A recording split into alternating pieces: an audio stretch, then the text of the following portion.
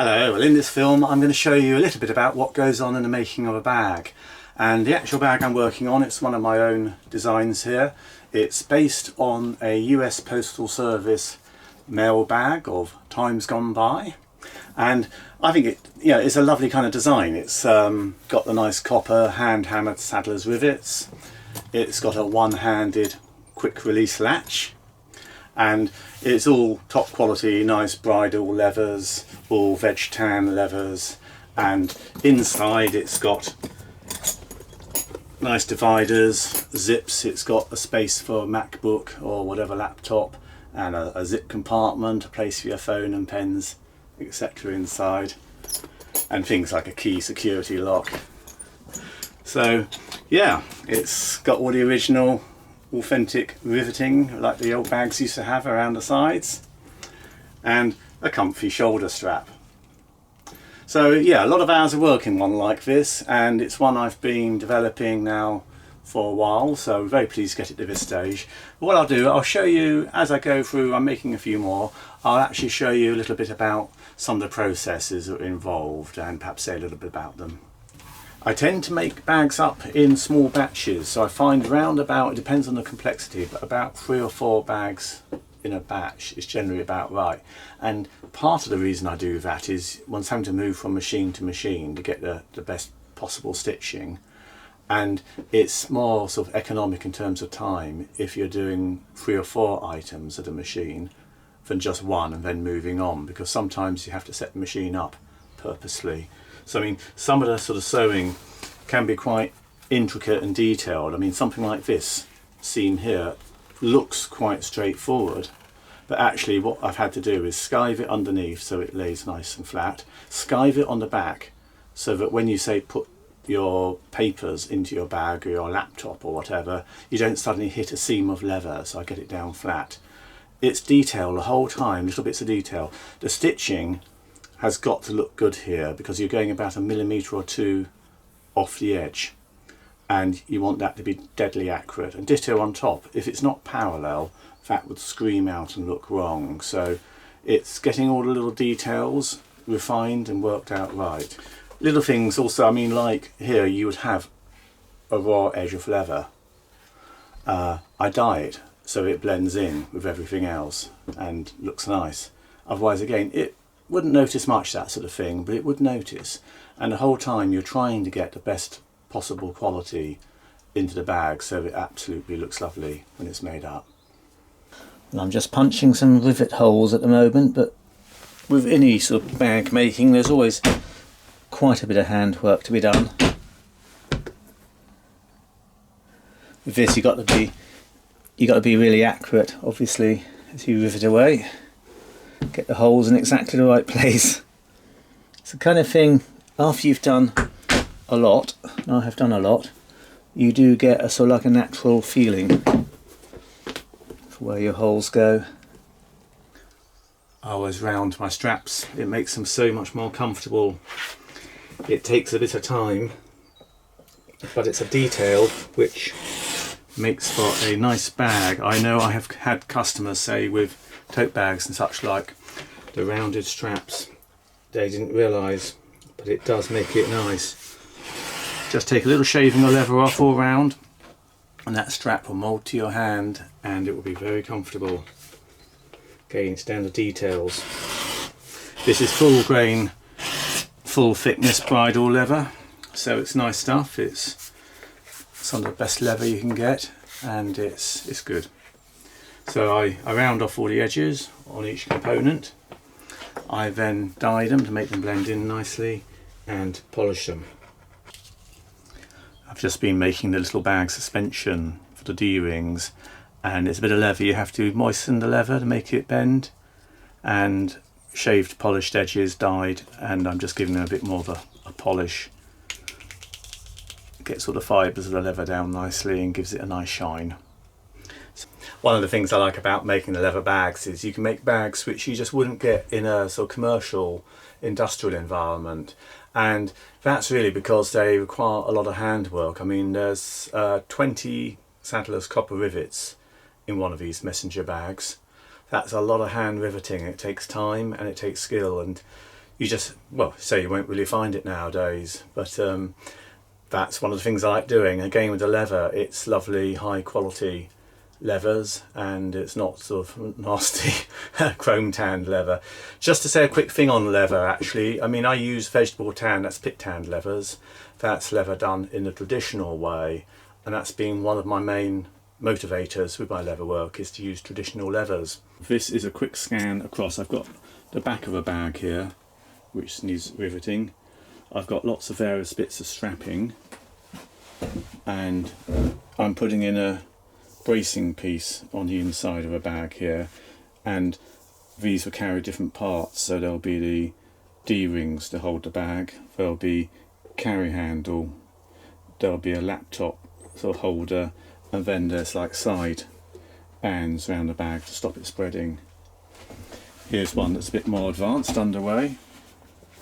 So that's actually the flap of the bag, and there's the handle, and again you've got the rivets coming on the inside here. There'll be more to come. So yeah, that's the bench. It gets quite messy, and all various tools here. So there's cutters for cutting rivets. The lighter is actually for burning off the ends of threads to tie them off. A little point for marking out.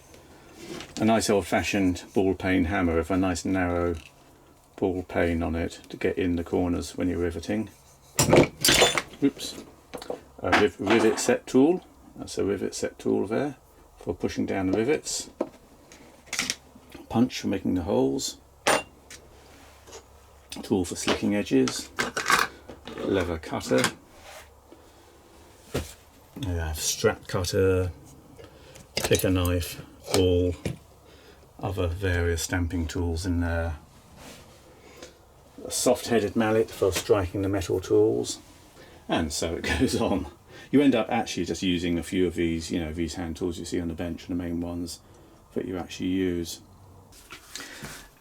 I've just been making some shoulder pads for the straps, again trying to get things as comfortable for the user as possible. I'm just pressing the stitches down. So what I've done, I've put suede on the inside and then leather on the outside, same as the bag, but the suede grips the person's shoulder. Again, it's just lots and lots of little details, and little details add up to make nice products. So I'm constantly trying to innovate and find ways of making the product the best possible. So I'm just going to put some dye along the edge so you don't see a raw edge. Sink a bit of that on. Let's give that a little polish over. You need obviously a fairly powerful sewing machine for going through what is effectively about 4.5 millimeters of leather here, and so I use industrial machines, and they're very good actually because they have the power and precision to actually do a nice sewing job.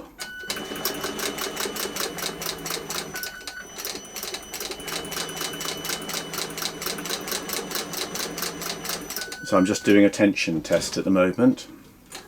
I gear all my machines down so that they can sew slowly, and I find that helps. So what I'm looking for here is that the stitches look right on both sides. I'm using a special leather point needle, and the meeting point of the stitches is halfway in between the bits of leather. Like that, you know you've got a strong seam. I had done a bit of testing on scrap earlier, so I knew this machine was about right, and that's absolutely fine, spot on. So I will get sewing.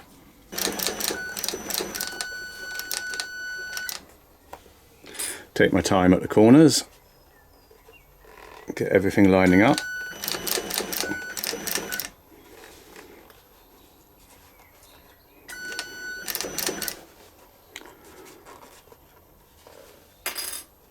And just work the leather around.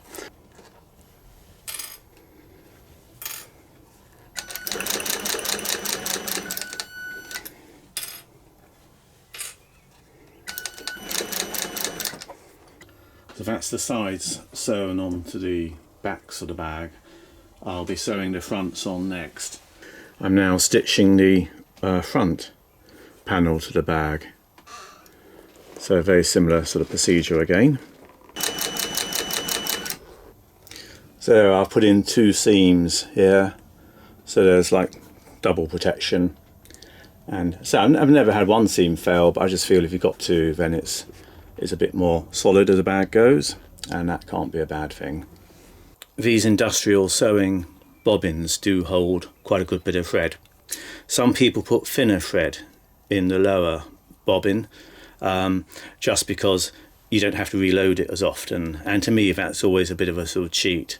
I like to have the same thread top and bottom, that way you know your seam's going to be strong.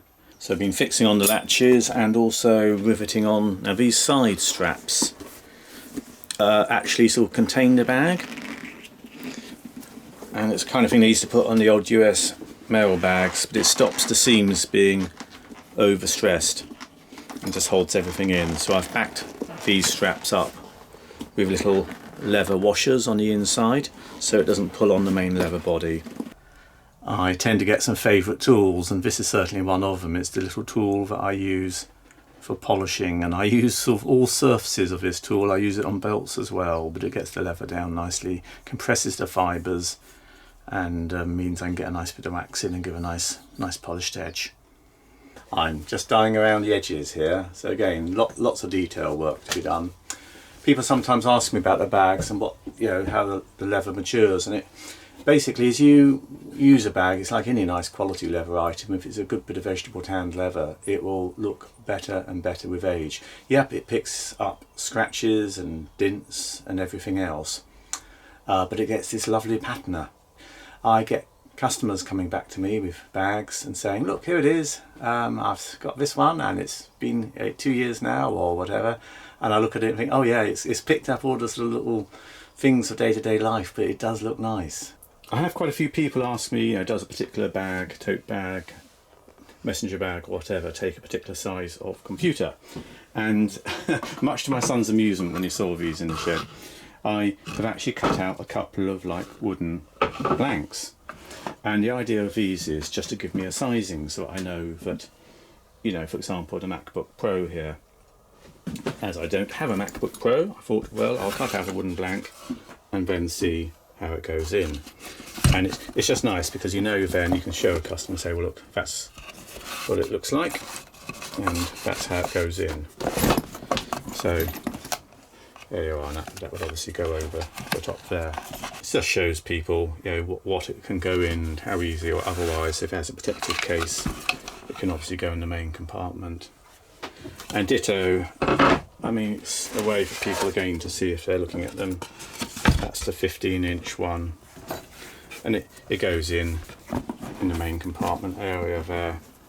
Obviously one does it up. Here are the finished bags, and I'm very pleased with the way they've turned out. So I've captured the detailing. So it's got the one-handed quick release latch, and then as you open them up inside you've got a key fob. Put my hand in. So that's a key clip. Some people use them to secure the bags around chairs or tables in restaurants. A zipper compartment. Then down here there's a phone compartment and 2 like pen compartments each side.